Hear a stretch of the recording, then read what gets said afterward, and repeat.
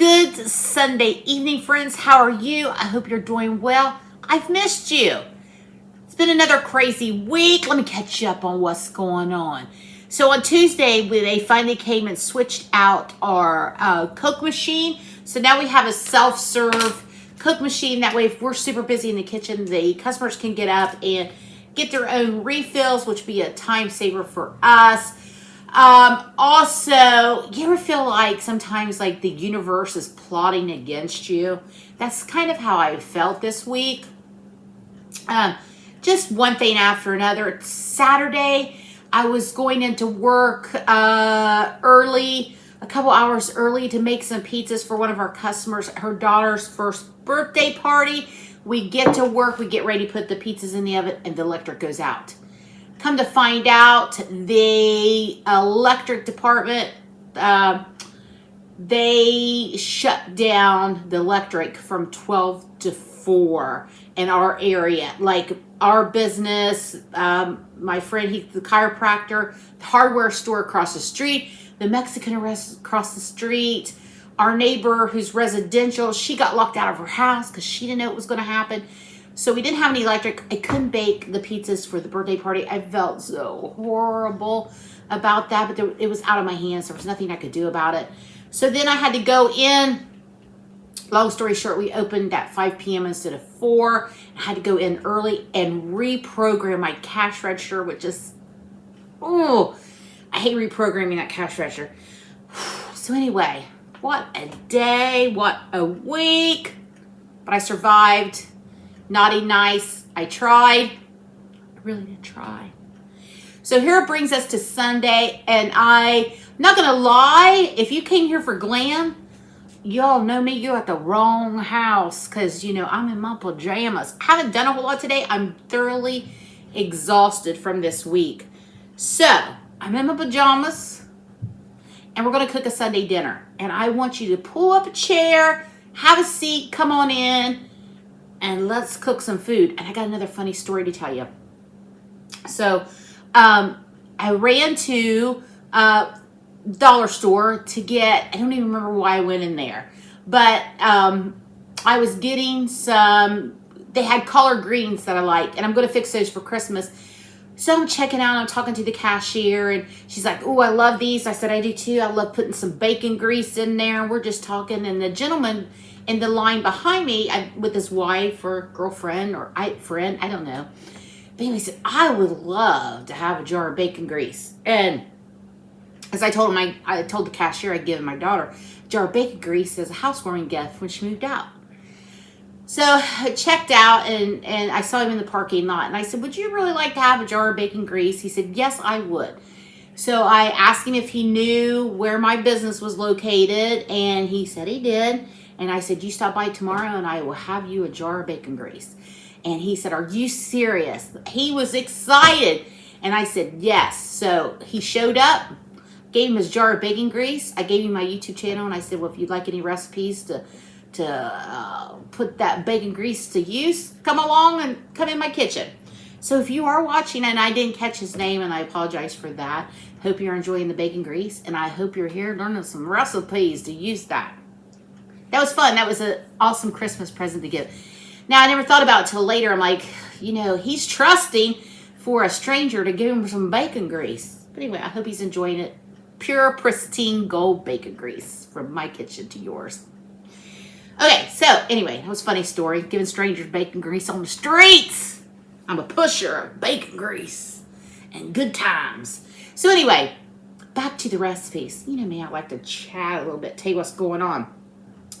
So I went to the store last night after I got off work, and I ran in to get some chicken because I'm going to do a crock pot chicken recipe I found. I'll probably do that tomorrow. But I found these, and I love these boneless. These are the country ribs, boneless pork loin. It's just pork loin. They cut them into strips like that. Now, I bought 2 packages because I thought Mason was going to be here. He's at his girlfriend Elena's house, so I'm not going to fix both packages. I'm going to repackage this in a freezer bag and freeze this one because this is plenty for Brock and I. So if you can see, let me grab a fork here, some tongs. I just cut it up into cubes. Now, I typically love to put in a slow cooker get it super tender, then barbecue it in the toaster oven. But I want to do something different. I want a comfort meal. It's kind of gloomy. It's not necessarily cold today. It's just rainy and gloomy. Just kind of a good day to hang out in your pajamas. And I wanted kind of a comfort meal after the stressful week I've had. So I just cut them into cubes like this. I try to cut them into equal slices. And that's it for how to prep those. I also have on the stove back here, I've got some lima beans going. And let me pop a spoon in that so they don't boil over while I'm talking. That's something I always like to do. I always like to take a wooden spoon and put it in whatever I'm boiling, and it keeps it from boiling over. And then if I get to, so busy talking, I don't have to worry about making a mess. Because y'all know I like to talk. So here we have our pork country ribs. So all I'm going to do for them right now is I'm going to put them in a bag. So, did I say what I was cooking? Did I say I was cooking lima beans? I get distracted. I'm cooking lima beans. Baby lima beans. Mason doesn't like them, so this is the perfect day to cook the lima beans. He loves all vegetables, but Brussels sprouts and lima beans. So, I'll eat lima beans when he's not home. Got those going on the stove. I also have a pot of peeled potatoes. I'm going to make mashed potatoes. Because what we're going to do with this pork is we are going to make smothered pork bits. Pork chunks. Smothered pork chunks. That doesn't sound very good, does it? I'll think of a better name. Smothered pork loin. How about that? Does that sound a little bit better? So what I'm going to do is I'm going to put these all in the bag. You know what? Let me just sit here like this. This is what these flexible mats are so good for.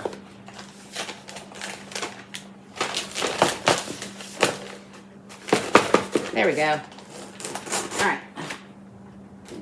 So I got my pork in a bag. I'm going to add some salt, of course.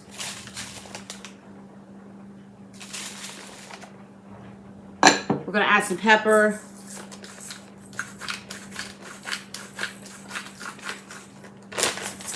I don't even know if there's any pepper coming out of there. There it goes. Pepper. And of course, my favorite girl. Paprika. Alright, it's that simple. You add whatever spices you like. That's all I'm going to add because I'm going to add to this some of the Kentucky Colonel seasoned flour. Now, let's just send me my first box. And I have since found this at Dollar General. Hats off to you, Dollar General. It's a seasoned flour. It's delicious. So I'm just going to put just enough in there. I don't want to waste this. Oh, no. Oh, I got my big bottle of ketchup here I bought last night. This is for another recipe. Sorry. Forgot to put it in my pantry last time when I got home. I didn't even notice it sitting there. Okay. We're just going to shake. Remember, shut that lid. We don't want that.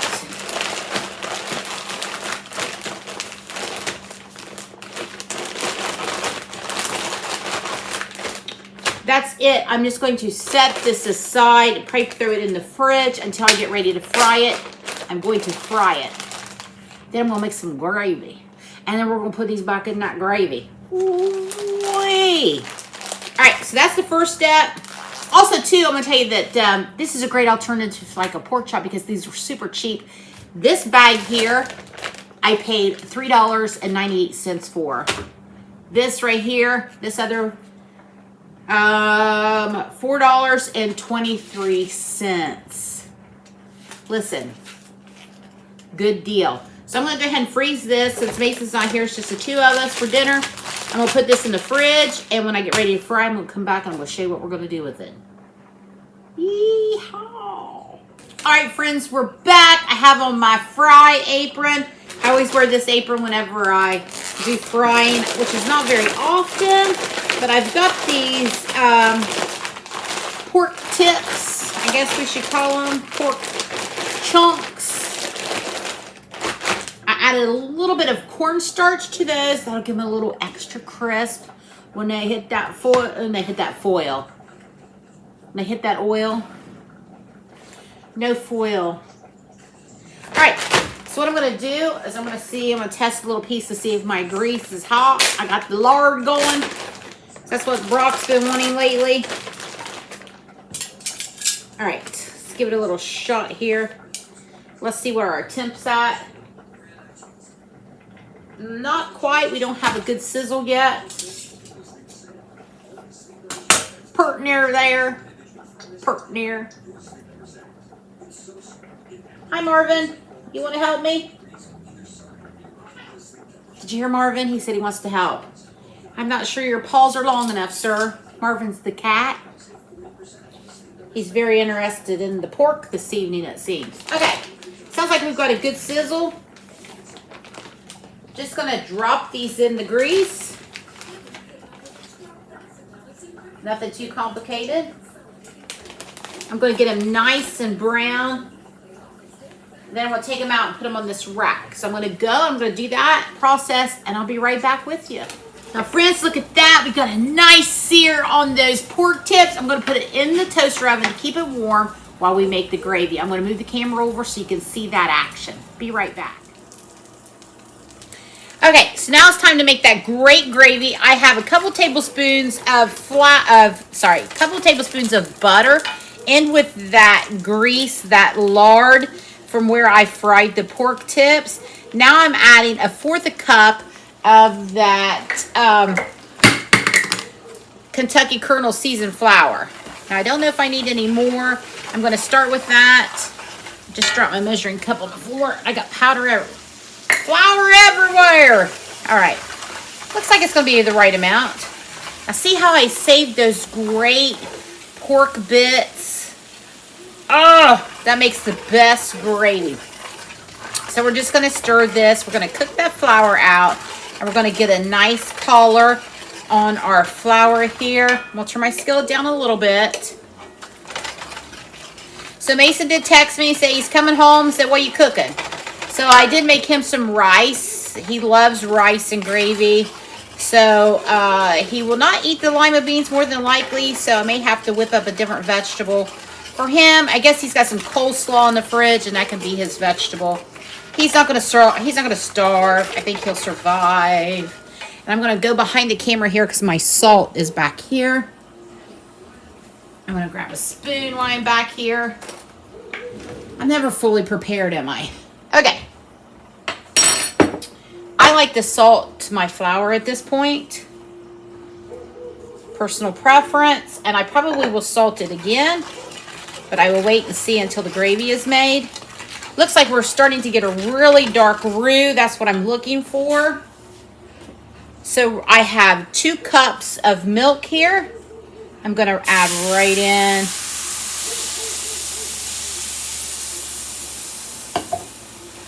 Ooh, isn't gravy a beautiful thing? Now you could totally went in with some beef stock or some chicken stock and made a thin gravy versus more of this country gravy. But y'all know what I'm making here. I'm going to add a little bit of pepper. Actually, a lot of pepper. I love pepper in my gravy. Now, get this going here. We want this to thicken up. Oh, it's going to be so good. Now, when I get my gravy to the right consistency, we're going to put those pork tips right back in. That's why it's called smothered, y'all. We're going to smother it with love and smother it with gravy. I can't think of a more perfect way to be smothered. If I was going to be smothered, smother me in gravy. Or dog kisses. I love dog kisses too. So my taters are done. They're back here. I'm going to mash those in just a minute with the hand masher. The lima beans are done. The rice is done. We just got to get this gravy going. Now I'm going to turn the heat back up. Starting to boil. Go. Got a couple spoons here. So I'm going to test it for salt. It's not thick enough yet, but we're going to taste it. Salt is on point. That spoon's in the sink. See, we're starting to get a nice boil here. That's what we want. Doesn't that look amazing? At least I think it looks amazing. Oh my goodness, friends. We're starting to get thickened up here. I'm going to turn the heat down a little bit. Oh my goodness. This looks amazing. We're starting to get some thickening here. I'm going to grab the pork tips out of the toaster oven.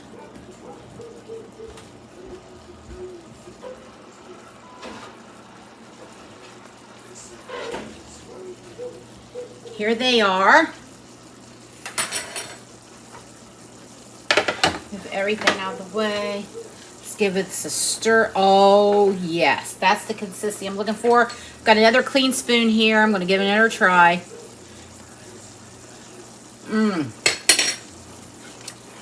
Friends. I wish I could share that with you. That is delicious. I'm going to cut my heat down. I'm going to take, ow, that's a little warm. Warmer than what I thought it was going to be. I'm going to put those pork tips back in that brown, delicious gravy. Now, if this doesn't say, here, Billy, hold down, I don't know what does. So delicious. What a nice comfort meal. Though this isn't, of course, something I'd want to eat every day. All right. Oh, got a little piece of paper towel with it. There we go. Got it. Put those pork tips right back in.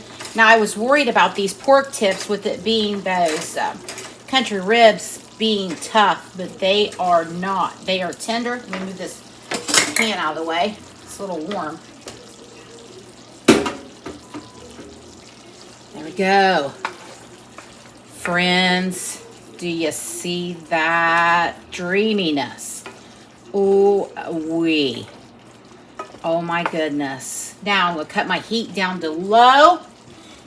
I'm going to add just a tad of water. Just going to thin that gravy down just a little bit more. My dad always cut the gravy down with a little bit of water. If you want to cut it down with a little bit of milk, that's fine. Look at that. That, friends, is a thing of beauty. I'm going to add some more black pepper. Oh my goodness. Look at that. Okay, I'm going to go. I'm going to move you, and I'm going to mash the potatoes, and we're going to come back, and we're going to put this meal together. All right, friends, here we go. The star of the show. These are those smothered pork tips with country gravy, friends. Look at that deliciousness. We got our mashed potatoes. Got our lima beans. I got my plate fixed. Let's give it a try.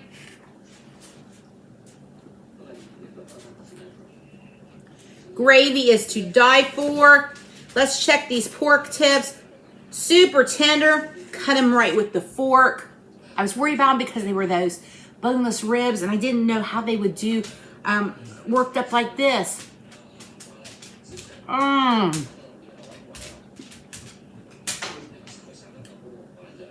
Friends, those are so tender, so full of flavor. This is a new way to do those country ribs.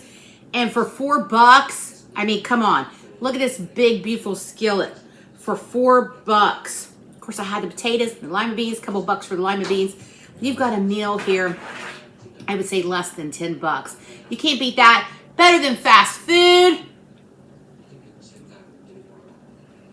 Have a great Sunday. I love you, and I'm happy to see you. I hope you enjoy my country kitchen. Bye, friends. See you tomorrow.